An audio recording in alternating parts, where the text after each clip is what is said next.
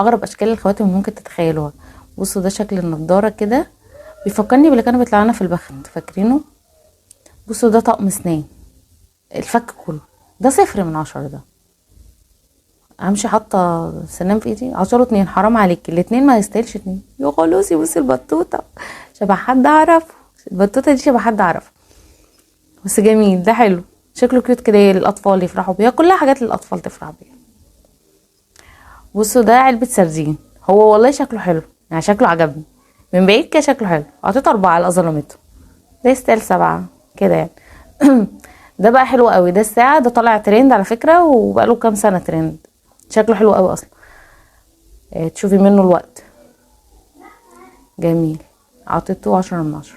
كل الحاجات الغريبة اللي هتشوفوها دي موجودة في شي ان، تقدروا تطلبوها لو انتوا حابين كده تعيشوا جو المغامرة التافهة، تقدروا تطلبوا الحاجات دي.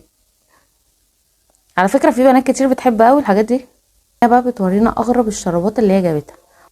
اكيد في حياة كل واحدة في واحدة زي دي كده بتحب الحاجات الطاقة المجنونة. بصوا هي جايبة اغرب الشرابات اللي ممكن تتخيلوا اشكالها. بصوا هنا جايبة شوية شرابات زي ما انتوا شايفين كده على اشكال الفواكه.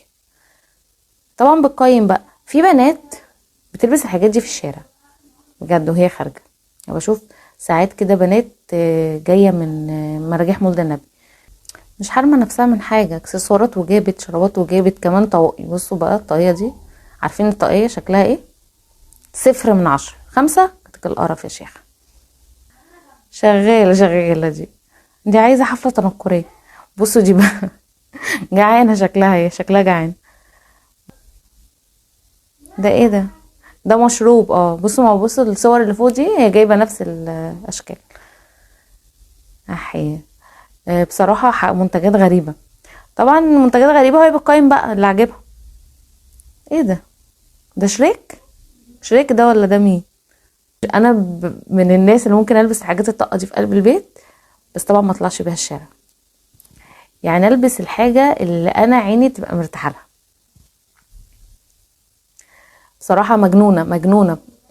كل بقى الحاجات اللي هي جايباها دي من شي ان، اللي حابب يطلب الحاجات دي هيلاقيها موجوده كلها على شي ان. بصراحه هي فيديوهات مجنونه، وفي بنات بتحب قوي تجيب الحاجات دي. اكتبي لي لو انتي من الشخصيات دي، اكتبي لي، ولو ليكي صاحبه منشن لها. ما تنسوش تكتبوا طبعا مني امارات. انا شيماء غريب، لو انتي اول مره بتشوفيني ما تنسيش تحطي كومنت زي العسل شبك ولايك عشان برفع معانا الفيديو.